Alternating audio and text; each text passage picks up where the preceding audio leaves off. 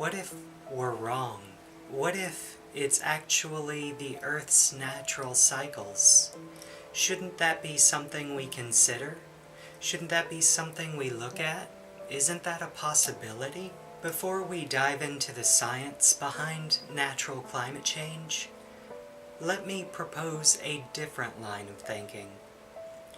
What is your health worth to you? I don't think there is anybody on this planet right now that would deny that local air pollution impacts that population's health. Pollutants from fossil fuel and industrialization are known cancer-causing agents for a variety of reasons. They also increase the incidence of respiratory infection and asthma among the populace that is exposed. Honestly, I think it's disappointing that most people would be asking, okay, but what is the economic benefit, thereby putting a price on somebody else's health when there is evidence to show that performing a particular action will alleviate negatives. However, there is benefit to reducing the number of sick days for both the public and private sector, which would thereby bring in more profit. Honestly, I feel that it should be enough to say that we are causing suffering among human beings, and due to that, we should begin to reduce and eliminate the negative behavior. After all, we are making great strides in the power industry, and our discoveries are only bound to accelerate. However, the application of such technologies may be outside the current compassion level for many individuals in society. Could it be the Earth and the Sun doing the rest, causing the climate around the globe to change and the temperature to, on average, increase? The simple answer is no. It couldn't be any of these. The cycle of glacial and interglacial periods from past to present is governed by the Milankovitch Cycles. This was named after its discoverer, Milutin Milankovitch. Within his theory, he cites 3 dominant axioms that contribute to major global change. These are properties of Earth's travel through space-time that increase and decrease solar radiation. Namely, they are 1.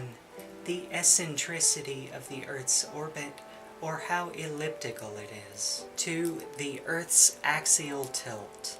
This results in our seasons, and it is a shift of the equator towards or away from incoming solar radiation. 3. Finally, the precession of the Earth, which is the wobble it has as it spins around its axis. We have used physics to correctly surmise the current properties of the Milankovitch cycles. This has allowed us to extrapolate what should have been in the past, considering everything that we know about the Earth. We have also been able to uncover the periodicity of each. For the Earth's orbit around the Sun, it changes approximately every 100,000 years.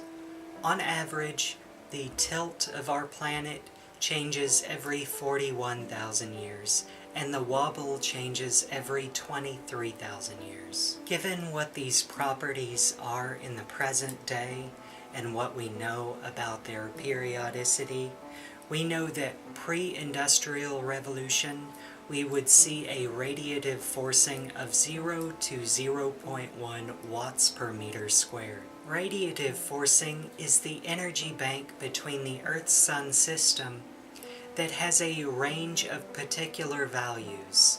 It is bound by physical laws. When we discuss temperature anomalies in the ice core and soil samples that we take, we are discussing this radiative forcing. It is a set of variables that results in the temperature that we see in the present. It considers greenhouse gases, solar radiation, and more. It requires careful consideration of all variables in a given period that is being examined. When we control for all variables and consider what climate forcing we would see by the natural cycles, the Milankovitch cycles cannot account for the 2 to 3 watts per meter squared that we are currently observing. That is a deviation of 200%, and there's not been a dramatic change in our Earth or our Sun that could account for that. There is nothing natural that can account for the deviation that we're seeing. Only when anthropogenic greenhouse gases are included in the analysis can we account for such a large anomaly. There are many things that we can do as a single person to alleviate the problem we may be causing. However, most of those can easily be found on the internet, so I'll only tell you a few, and you can decide what works best for you. And if you've found other ways, feel free to start a discussion in the comment box below and let us know what worked for you. We can elect individuals that know the science is settled on this topic. It's founded on basic physics and chemistry and doesn't require much knowledge about anything advanced to adequately understand the problem that we're causing. We can elect people that celebrate science and what it can do to end the suffering of humanity. Individuals that both have the objective and logical and also the compassion and ethics required to be a decent leader.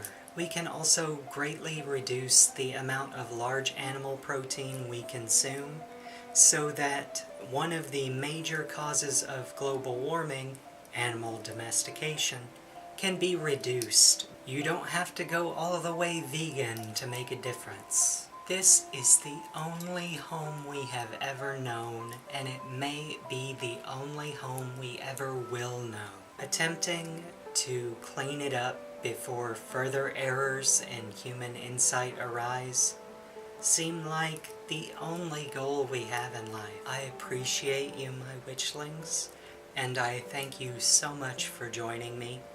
I hope that you will return again soon, and if you have anything to add to this discussion, feel free to leave it in the comments below, or we can start a conversation elsewhere on social media. However, I do believe this will conclude my climate change series, and perhaps next time I will have something about quantum phenomena for you. You are all so wonderful, and I hope that you stay safe.